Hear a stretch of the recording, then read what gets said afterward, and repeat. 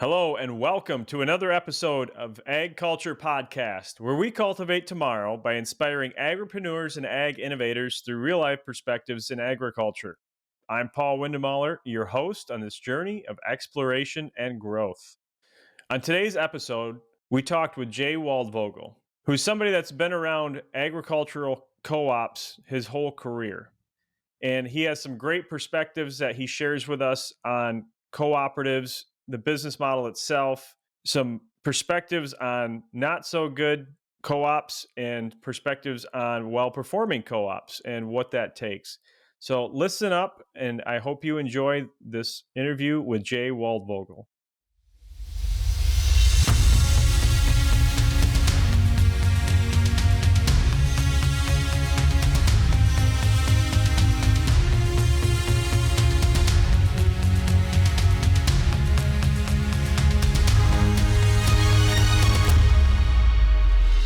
Jay Waldvogel, welcome to the Ag Culture Podcast today. It's so great to have you.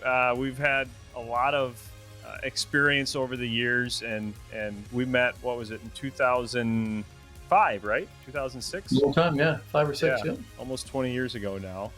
And I always remember the line, you've said it many times, I've been around you long enough to hear it many times.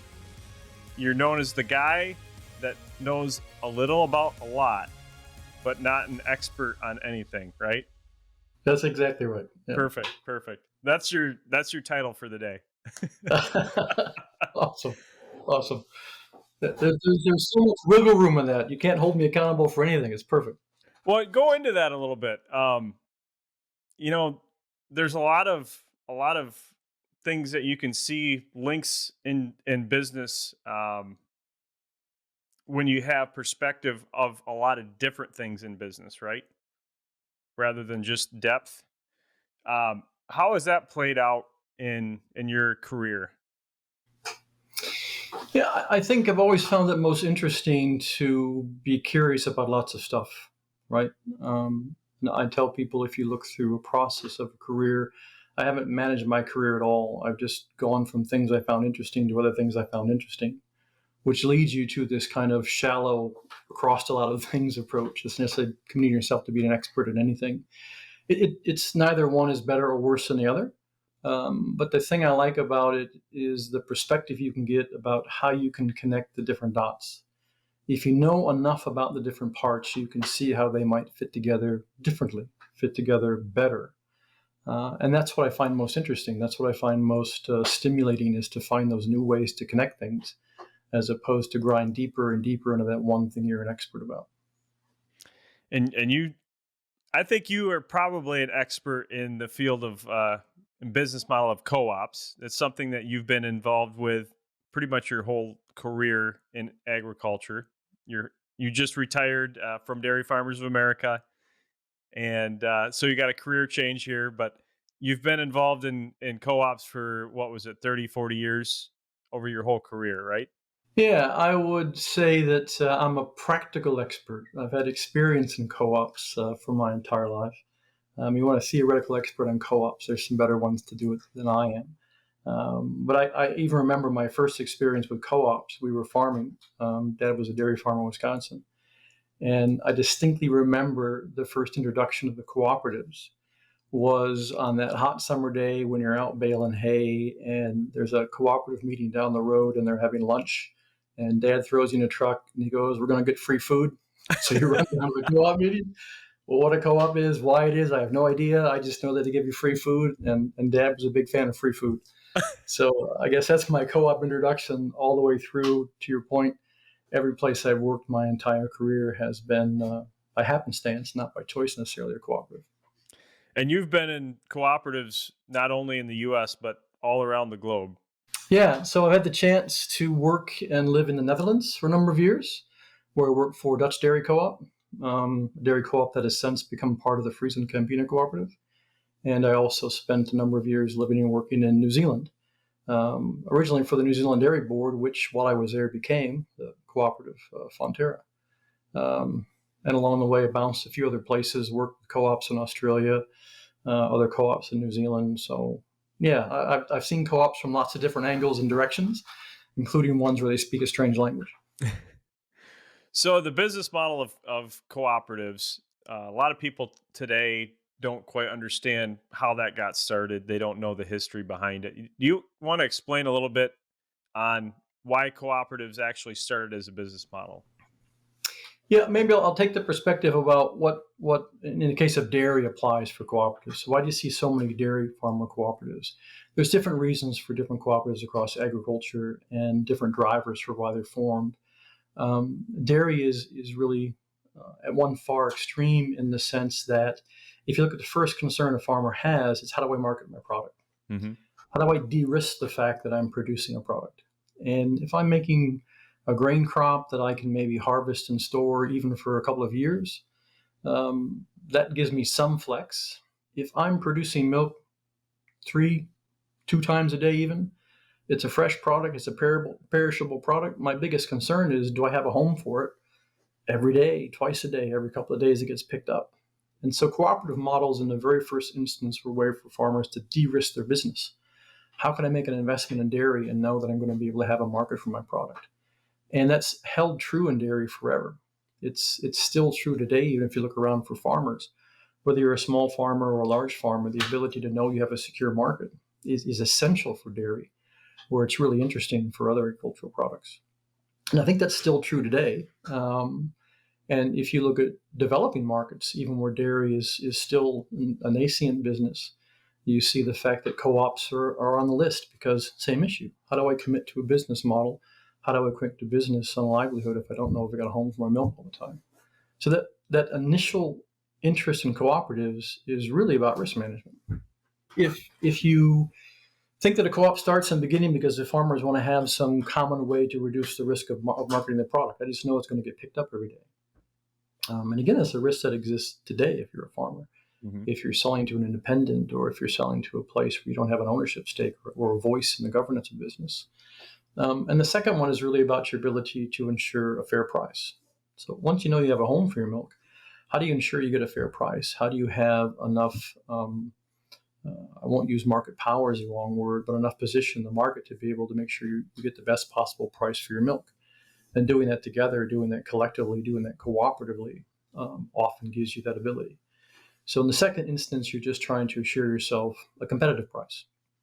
And if you get beyond that, cooperatives offer opportunities to add additional value. Are there things that we can do as a group of farmers that we couldn't do individually? Can I invest in a business line or a processing plant or create a brand or create a new marketplace where I can do that together better with a group of farmers as opposed to on my own?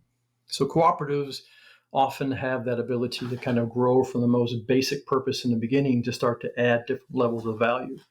And even at that end, adding value isn't necessarily always about marketing your product. It can be about how you can collectively reduce your costs by cooperatively buying ingredients or cooperatively buying services.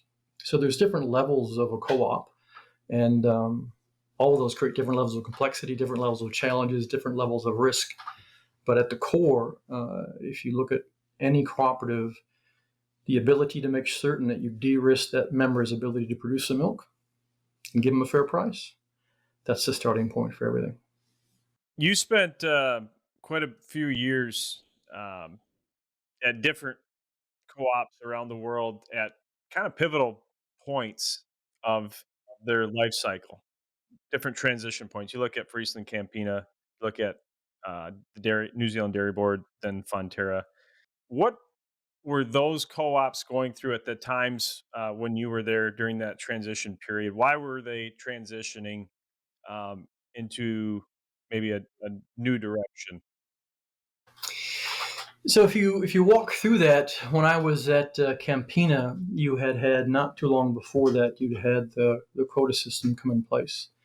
And so you had farmers who were now dealing with the reality they only had the minimal ability to grow their production.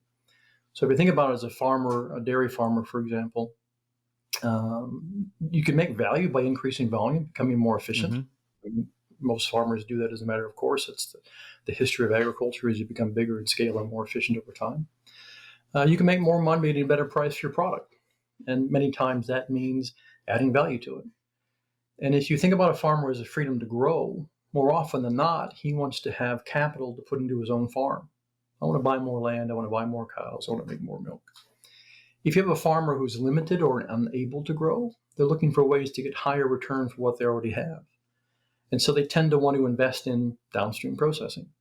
So the time I was arriving, you had the Dutch industry, for example, was very much committed to investing further and further downstream. How do they add more value to their members' milk, knowing that that's the greatest driver of value for their members? Investing in overseas markets, investing in Russia, starting the process in China, going deeper and deeper into the brands. They already had good brands, but getting even stronger in their brand positions. And you can compare and contrast that to Fonterra, which when I arrived was still very much in a heavy growth mode, right? The driver for value creation for farmers, wealth creation for farmers was more volume. Mm-hmm. Their distance from the market, their distance from customers, their need to process the milk meant that most of their secondary processing was still largely commodities. So they weren't adding a lot of value with that product. But boy, if your farmer could grow 10% production every year and become more efficient, incredible value driver. So really different stages of the sector driving very different behavior of the cooperatives. And different stages of all the cooperatives I work for, you'd have different points in place. And the U.S. almost is in a stage of kind of moving through some of that as well. So where does the U.S. market look in the future? From a moment in time 20 years ago where if you were a dairy producer, oftentimes you had options for your milk. You look around and say, well, I was selling milk to that guy, but didn't like his price. I can hop on the next truck coming by. Didn't like to look at the driver, so we changed again. And now that guy ran over my dog, so never going back there again. You had options. Now, if you look at the way the U.S. is set up, with the capacity being fairly limited, the cost of building more capacity being very high, the ability to simply grow milk where you want to, when you want to, has changed. So what does your cooperative have to do for you now versus what maybe it would have been driven by 20 years ago? So yeah, I've seen different parts and phases of it, and some of those are still evolving, certainly in the U.S. What are some of the instances that you've seen it not work? Yeah, there's a couple different examples, and we could probably spend the whole day on what does work and what doesn't work. I think what often is the problem with cooperatives is that farmers don't trust themselves enough to control it or allow somebody else to take the control away, and you start to lose sight of what is the core reason you exist. You start to forget that you exist to put wealth for farmers, right? The farmers are the owners, the farmers are the governors, and how do you look at the wealth possibilities for them? And oftentimes the examples will come when you hire managers who look at cooperative models as being very hard. They're very hard, they're very complicated. You're forced to think more deeply about the value proposition. But if I have a listed company, I buy milk and I make a product and I sell it, and I can see my margins really clearly. I can see my free cash flow very clearly. I can see my stock price very clearly based on that performance. And oftentimes the lowest milk price is the best price if you're in dairy. If you're in a cooperative, you need to be thinking through, how do I create more value for the farmer? And sometimes it is just allowing them to grow more milk because the return on their farm is 20%. Why wouldn't you let them get to 20% versus saying, no, I want to get a 5% return by investing in a brand? So it's harder. And sometimes you will find examples of where management has come in and they become enamored of the shiny thing, the easier thing. Let's just do brands. Let's do marketing. Let's do value products because that's what really zings. And oftentimes you forget the core purpose of why you're there. And there's 2 or 3 examples in Australia alone of where dairy cooperatives have gone off on the march of, I want to be more of a corporate. And from a farmer perspective, why would you trade a great cooperative for a very average corporate? Mm. And oftentimes those models have failed. And again, there's lots of examples of that. Other examples that are interesting are cooperatives that in a similar vein want to list or partially list. And the logic is sound because you look at it and you say, well, there's value in my business that's not being recognized because I'm not listed. You get a better return on the stock market with outside people in.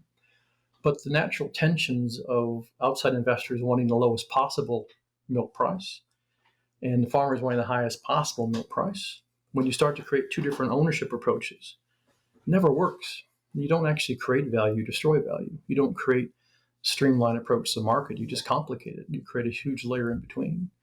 So I've seen where cooperatives kind of outsmart themselves in the market, outsmart themselves in the value proposition, and lose track of the core reason they exist, which is to put money and wealth in the hands of the owners. And the way to do that sometimes isn't the most sexy, isn't the most fun, and is definitely not the easiest. You mentioned governance earlier. How does a cooperative function when you have uh, one member that's in governance who might be in that position where, hey, the co-op is more valuable to me as if I can scale my business on my farm, versus Yep. the person that's in that same boardroom that's at to the point where I only want to milk X number of cows. I'm not planning on really increasing my milk production, so I need more value creation downstream through brands or other execution in the co-op. How does that work, or doesn't it? Is it d- Yeah. is a co-op function better if all the members are kind of on the same value proposition? So this is the hard part of co-ops, right? The power of co-ops is that having the owners be the governor means you're connected to what's most important. It means you can take generally a longer term approach. The challenge is when those owners, who are all CEOs of their own business, are not fully aligned on the direction. You have to work at it, right? It takes work, it takes communication, it takes engagement that you don't have to do if you just have a listed company and stockholders. You can just say, if you don't like it, go sell me and buy somebody else. The answer in one front is the more homogeneous the cooperative is, generally the easiest it is to manage. If you think about farmers all being the same size, same business model, same approach, same stage of life and evolution of businesses and evolution of plans for the future, it does become easier, right? And I'll overstate it, but an example, you could look at New Zealand 20, 25 years ago, about the time Fonterra was coming around. All their milk was marketed effectively through the New Zealand Dairy Board before they were created, that they had one global marketplace. 97% of the milk was exported. That effectively meant when it came back, the way they did their milk pricing, every farmer got the same milk price. They farmed in the same basic farming systems. Now it's changed a lot since then with more feed additives and more confinement type operations. But in general, back then they farmed the same way. 85% of them used the same genetics. They had study groups to work together to share their ideas. They all had a very common approach, and they were therefore very homogeneous in how they approached the market. In some ways, that's an easy thing to manage. If you compare it to the U.S., for example, use DFA as a cooperative example, the difference between farmers on the extremes is dramatic. You Hmm. got farmers milking tens of thousands of cows using confinement systems who buy all their feed. You've got farmers who milk 40 cows who farm all their own land. The large farmer might be in a market that is cheese driven or is export driven milk powder. The small farmer might be in a market where he's having class one fluid utilization. And exactly to your point, if I go to that farmer in the West who's got a relatively low milk price, but can dramatically grow based on his farming model and location, he wants to grow. Hmm. I'm only going to make more value by making more milk. I can become more efficient. And that's how I add wealth. And I'm not going to get a class one price for my milk in the middle of the desert somewhere out west. It's not going to happen. If you're the farmer who's in the Northeast, to oversimplify it, and the market is heavy in class one, and you know you're never going to grow. Maybe I'm 40 cows, maybe I'm 200 cows. This is the size I'm going to be. I'm not going to get any more value by becoming more efficient. I have to get more for my product. How do I get more? I want you to invest in brands. I want you to invest in products. I want you to invest in innovation that's going to get me a higher price for my product. Now, those are diametrically opposed approaches. How Hmm. do you get in the boardroom when you have those two people next to each other? One saying, the greatest value is to get more from my milk. Every dollar you have coming in, invest in brands and innovation and marketing. Nope. Every dollar you bring in, I need a new cheese plant. I need a new powder plant. I need to make more product. Those are obviously not impossible to overcome. There are cooperatives who do it. DFA has done it really well, I think, over the last couple of decades. But it takes a lot of work. And you have to be able to explain to both of those extremes how the decisions you make help them. If I put a cheese plant in and I get more product exported, that's going to help reduce pressure on the supply side in the US. That makes it easier for a farmer in the Northeast to get a better price for his milk. You don't want tanker loads of milk running from west to east. That's going to be negative. If I'm in the business of creating higher value for my products through brands, ultimately that helps everybody. If I make a higher profit on the product, the cooperative is more financially secure. That helps it be able to invest in a new cheese plant, helps it deliver a higher milk price for the farmers out west. But you've got to be able to define that and communicate it, and that's where the hard work comes in. Which is why managers sometimes go, that's really hard, let's just do the cool thing. And then you have the bad stories we talked about earlier. Yeah. Those don't work out very well. No. Give us some perspective on regional versus global co-ops. The reality of the world today from a dairy perspective is we're a global market, and we've been that way for quite some time. If you look at the base products around the world, skim milk powder, non-fat dry milk powder, it's a commodity that moves around the world just the same as yellow corn or soybeans do. And so to that extent, we are in the US really exposed to global markets. In Europe, they're exposed to global markets. In New Zealand, they're exposed to global markets. In China, you're exposed to global markets. It doesn't mean that you have to be in the position of New Zealand where most of the product is exported. You're still in that market. Even in China, where you import, you're affected by that marketplace. So every co-op these days, every farmer these days is affected by the global market. The question is, does your cooperative need to play in there or just be aware of it and understand how the movements go? So if you think about a cooperative that wants to play globally, there's kind of a progression. Maybe it's a different way to answer the same question.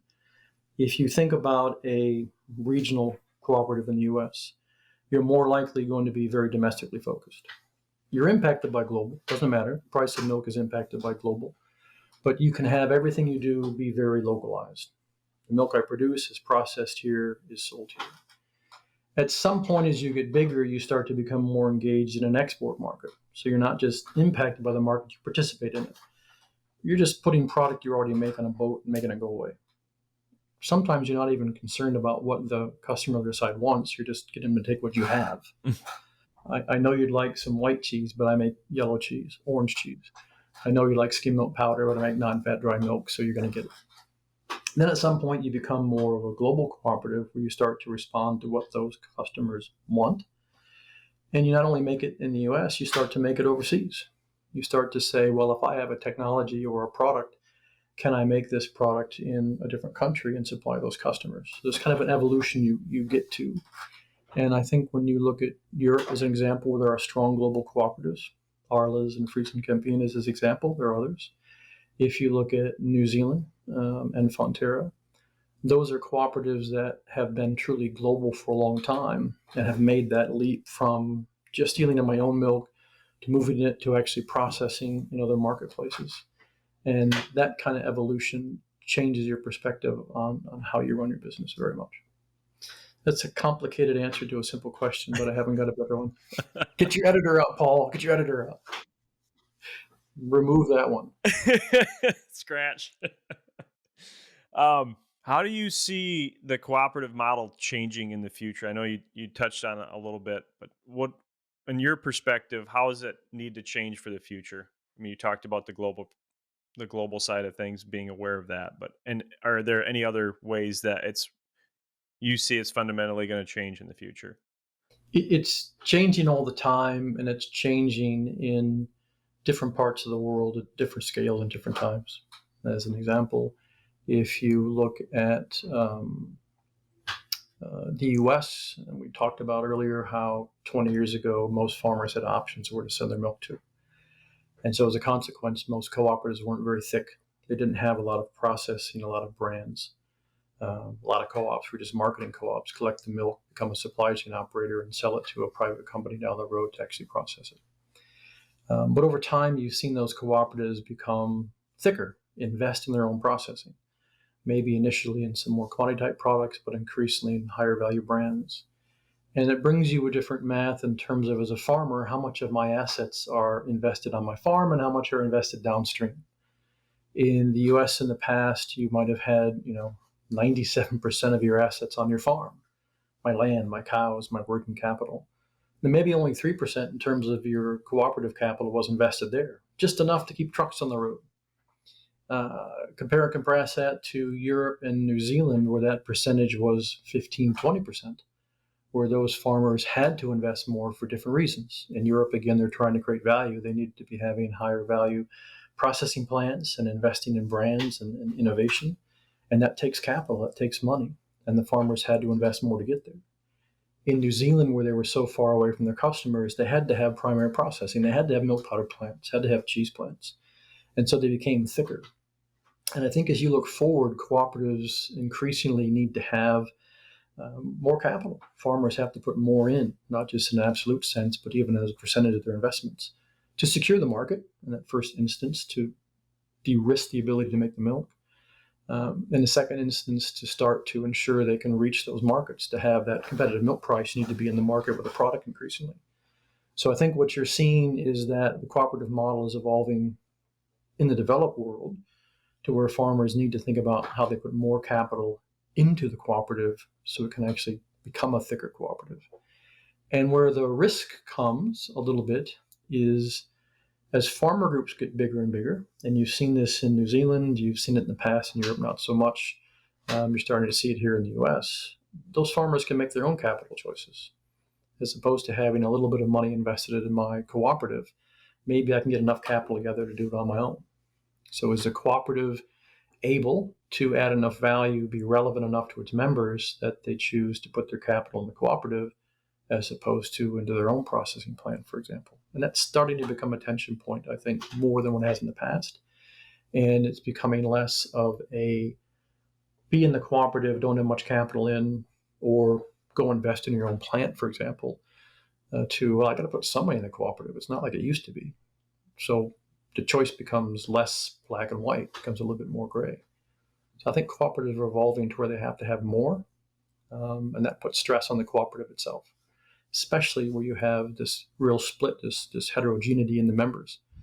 It's a lot easier to keep them all together when the capital requirements are low. When it becomes higher, it's a different ballgame. Yeah.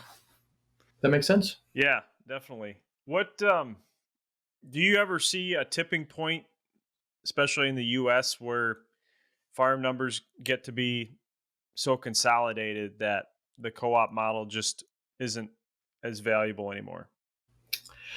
Yes. And this goes back to an earlier conversation about if you're looking forward to a co-op model today, it's a different conversation, I think, than it was 20 or 40 or certainly 100 years ago. I think that as you see in the U.S., it's not simply a matter of consolidation. That again, is it's a feature of agriculture. Mm-hmm. If you go back 100 years, dairy was really, really consolidated versus what it might have been 200 years before that. So that's not an unfamiliar trend. The interesting thing for me in the U.S. now in particular is that you're getting this kind of survive if you're small, survive if you're big. In the middle, there's a real valley of challenge, right? So if I can milk a couple hundred cows and be under government programs, I'm probably financially okay. Not great, but I'm okay. I've got some risk mitigation for exposure. If I'm really large and efficient, I'm probably okay. What about that middle? And it applies, quite honestly, to dairy plants as well. If I have a small niche dairy plant, I'm probably okay. If I have a huge efficient plant, whether it's milk powder or white milk or cheese, I'm probably okay. If I'm in the middle, there's some level of risk. And so if you think about that middle under threat or disappearing, the large farmers having more opportunity to simply do something on their own, if they choose. I'm not saying it's not always the best choice, but if they choose. Yeah, the idea of having farmers come together for the benefit of all the farmers becomes harder if those farmer groups become more isolated. So I see it as a different environment than what it was in the past and more challenging for co-ops. And again, if part of that is co-ops have to become thicker, have to make some of those investments, how do you then avoid this tipping point of still understanding how that delivers value to members as opposed to, ooh, that's fun and cool, I want to go play in the market, and miss that? So I think it's getting harder for co-ops because of the footprint of the farmers, because of the nature of the business model, and they require work. They require work. You have to put the time in. And if that doesn't happen, we've seen lots of examples where co-ops disappear. Yep. Australia is a great example. Australia was dominated by dairy co-ops in the past, and now I'm not sure what's left. Yeah, you know that story pretty well. The whole Murray Goulburn fiasco. I think that's what it's called. I think they were the third one in line fiascos, though they weren't the originators, but yeah, they were Yeah, there. right. You want to explain that a little bit? Because I think that's a fascinating story, and that's really changed the entire industry for what 15 years now in Australia. Um, I'll use the Bonlac example if I can. It's a slightly different one than Murray Goulburn. Murray Goulburn actually came after, which the stunning thing is that Murray Goulburn didn't learn from Bonlac. So Bonlac would have been together with Murray Goulburn and Dairy Farmers of Australia at one point. There were three big co-ops in Australia, and Bonlac was the one that was kind of the most diversified. Dairy Farmers of Australia was heavy on brands, so they had drinking milk and yogurts and such. And Murray Goulburn was more the commodity producer back then. They were kind of in the cheese and the dairy powder space. So Bonlac had aspirations of being something bigger and bolder. And they hired, I think, a CEO from Coca-Cola, and they invested heavily in supporting the Olympics that were in Australia around that period of time. Spent a lot of money, spent a lot of capital, made some bets on currency exchange. Basically decided they were going to become a corporate entity. So we're going to be cool and sexy and fun, and aren't your farmers happy that you're invested in us? And lost track of how they create value for the farmers. And in the end, took a very good cooperative, made it a very bad corporate run by people who didn't know the right choices to make, disappeared. Murray Goulburn had that example and didn't learn from it. They ended up repeating almost exactly the same things, whereas opposed to sticking to the things that made their farmers money, they started to do the things that they thought was really cool for the business. Hired outside CEOs who didn't understand the complexity of the business model, didn't understand how you look at value all the way through the farmers, and decided to do things in the marketplace that just didn't make sense. It became a bad corporate instead of a good cooperative. And you have a situation now where you have almost no cooperative milk to speak of, really, in Australia. And that's the over exaggeration. But they went from, I think when I arrived in New Zealand, the amount of milk produced in New Zealand and Australia was almost exactly the same, really close to the same.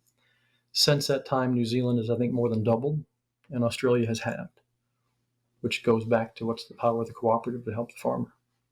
So I think that's a really interesting perspective of how it's shaped negatively shaped the entire industry, and with Fonterra, what they did in New Zealand, I mean, almost at the same time, like you said, was the exact opposite, and they've really built up a lot of wealth in New Zealand. Incredible amounts of wealth. Yeah, Yeah, farmers have done incredibly well. And I think that it goes a little bit too to how you feel about your business, how you feel about investing in your business, how you feel about investing in your farm, investing in your cooperative. The momentum you have, the positive sense you have, is incredibly impactful. hmm If you're in Australia at that point in time and you're complaining and things are horrible and difficult and your kids shouldn't become farmers and you don't see a hope in the future and you just want to get out, that affects your decisions no matter how hard you try it not to. And drastically. if you're in New Zealand thinking, well, we're going to rule the world, man, we're going to become great. We're going to consolidate now. We're going to go out and take over the world. That changes how you approach things. And I think that that's a great example of where, as much as the business decisions, as opposed to the energy and positivity of those sectors, made a huge difference. Yeah. Now, there's a million other things you can look at, and if you want to get your PhD, you can discuss water availability and weather patterns and trade agreements if you want to. But at the heart of it, that's what caused that incredible divergence in Australia versus New Zealand. Well, Jay, I don't know anyone else better than you to discuss all these things working around co-ops and how it's changed over the years. You've had such a long career in it, have seen so much, have been around the world working in it. That just means I'm old, Paul. I wasn't going to say it. I'll let you say it. I see it. I feel it. I know it. But before you go, with that, what's been the most rewarding moment or accomplishment in your career? Oh, interesting question.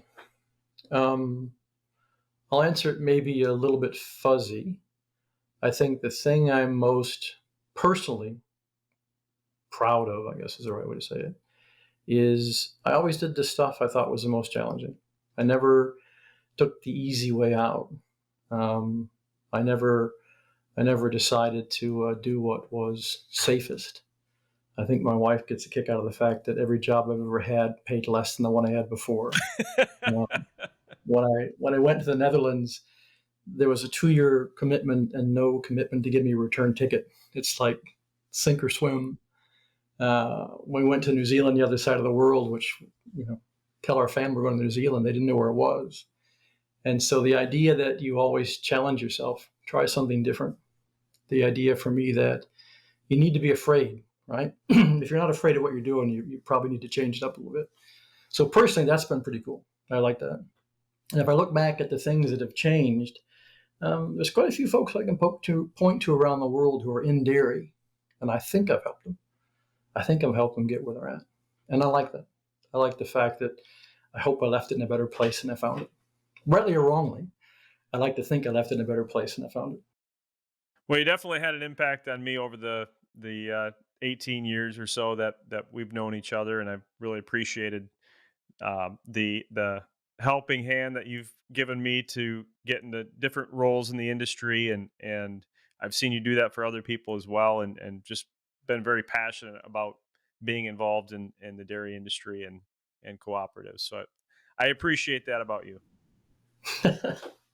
Thanks. I take zero credit for Paul. I take zero credit for the folks who've done great things. I'm just happy to know that at some point I saw them along the way. So yeah, that's been most rewarding. And it's, we talked about before, I'll close out with this. If you look around the world today, right, and somebody says, I want to move someplace and get a career, not a job. I want a career. I want something where I can feel positive what I'm doing, about create some wealth for my family, about create a good livelihood for my family, about have opportunities to do things. Everything in the world today, everything screams agriculture. It doesn't have to be dairy. Whether it's nutrition, whether it's healthcare, whether it's the environment, whether it's energy, everything comes to ag. And so many people today don't see it that way. They see it as an old, tired sector, an old, tired industry. You want to do something exciting? You want to see opportunities? You want diversity of places you can do and things you can do? For all the negativity around ag and animal agriculture and dairy in general, spectacular. It's as good today as ever. It's not easy, never been easy. It's just a great opportunity. And it's fun to know that it's still there today. All these years later, it's still a great opportunity for people. For your kids as well, Paul. There we go. That's a great point. I really appreciate that. Jay Waldvogel, I usually ask people, how can people get a hold of you? But I'm guessing you probably don't want them to. I'll just leave it at that. You're retired now. You want to go cut firewood. I get it. But I really appreciate taking the time to talk with us today on this subject. It's been an honor, Paul. Look forward to seeing you down the road next time.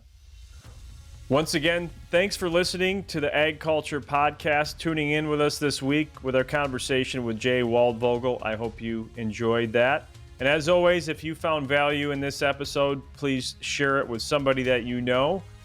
And if you'd be so kind to leave us a rating or review on one of the podcast platforms of your choice, we'd really appreciate that. Come find us at agculturepodcast.com or check us out at one of the major social media platforms. We're on pretty much all of them, so you can follow along on my travels around the world at those platforms if you want to see what I'm up to. But until next week, I'm Paul Windemaller. Tune in next week for another exciting episode of Ag Culture Podcast.